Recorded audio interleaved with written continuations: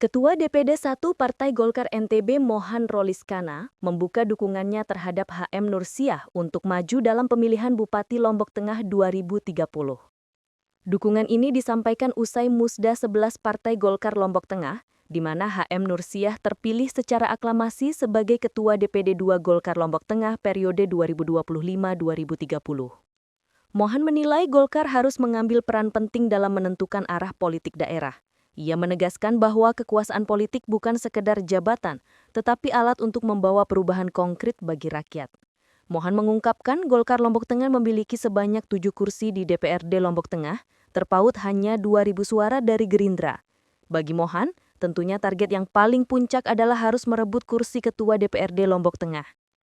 Terpilihnya HM Nursiah secara aklamasi dinilai Mohan sebagai indikator kuatnya soliditas kader di tubuh Partai Golkar Lombok Tengah. Menurutnya, tidak adanya faksi dan friksi pasca Musda menjadi modal penting untuk menyongsong agenda politik ke depan. Menanggapi tren aklamasi yang terus terjadi di Musda tingkat kabupaten kota di NTB, Mohan menyebut hal tersebut sebagai bagian dari dinamika internal partai yang sehat. Hal serupa juga terjadi di Musda provinsi, di mana kekompakan menjadi kunci utama. Diberitakan sebelumnya, HM Nursiah resmi ditetapkan sebagai Ketua DPD 2 Partai Golkar Lombok Tengah periode 2025-2030 dalam Musda 11 yang digelar di Raja Hotel Mandalika, Sabtu. Penetapan dilakukan secara aklamasi oleh seluruh pemilik suara, mulai dari pengurus kecamatan, kabupaten, hingga provinsi.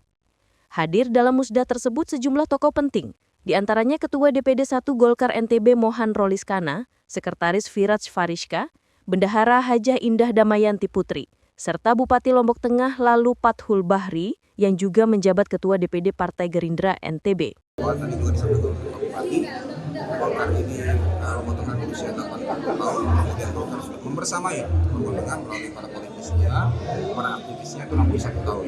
Jadi konsep atau ideologi karya Partai Golkar itu terasa betul di Lombok Tengah ini melalui para politisinya.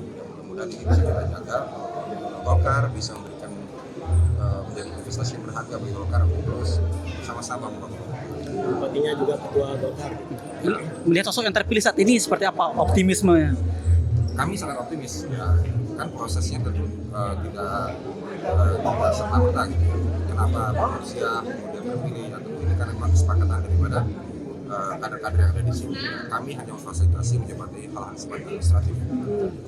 Ini hasil semuanya, semangat kolektif semuanya, jadi ya inilah hari ini hasilnya. Dan harapan kita itu Pak Nursiah dengan kapasitas beliau, jejak rekam beliau di dalam sebagai seorang birokrat, kemudian sudah masuk sekarang bertransformasi menjadi seorang politisi. Ya tentu kami harapan besar bisa beliau memberikan arah yang lebih matang untuk Partai Golkar ke depan.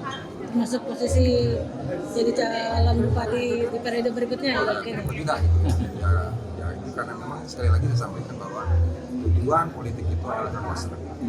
Melalui kekuasaan itulah kemudian akan lahir kebijakan-kebijakan strategis untuk kesejahteraan kepada masyarakat.